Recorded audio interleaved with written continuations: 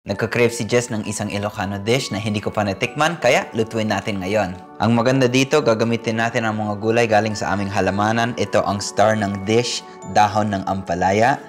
Meron din tayong sitaw at itong mga sili galing din sa halamanan. Ang ating karne ngayon is chicken thighs. At ito ang sahog natin, may bawang, sibuyas, luya at bagoong na isda. Kaya, luto na tayo. Sabi ni Jess, pag nagsawa na daw yung pamilya sa tinola pero nagka-crave pa rin ng sabaw, ito ang magandang alternative. May sabaw siya, madaming gulay, at syempre masarap daw. Excited din ako kasi ito ang pinakaunang beses ko matry. Kaya ilalagay na natin ang ating manok. At igisa lang natin hanggang maging brown. Isang sikreto ko para masarap ang kahit anong dish, itong fresh ground pepper. At habang nagagisa, ilalagay natin itong bagoong na isda.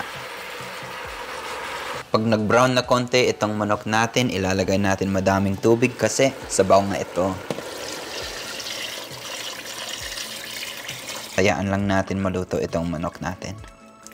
Luto na ang ating manok at nilagay ko pala yung sili kanina kasi mahilig si Jess sa maanghang. Ang ating last step, pwede na natin ilagay itong sitaw at dahon ng ampalaya.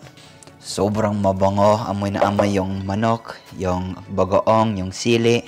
Kaya ilalagay na natin ito. Grabe oh. Tikman na natin itong sabaw kung tama na yung alat niya.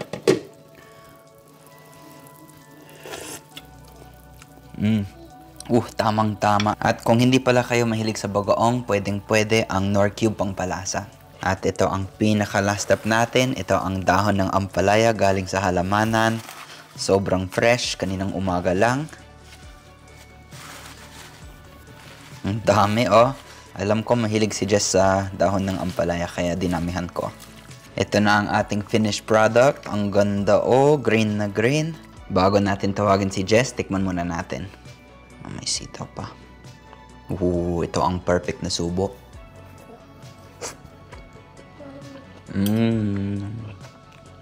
Wow! Nag-iimas. Medyo mapait yung dahon ng ampalaya. Tamang-tama yung pait niya kasama yung anghang ng sili. Pwede na. Ilalagay ko ang buong recipe sa description ng video. Maraming salamat po sa panonood at sa susunod po ulit. Mangantayon!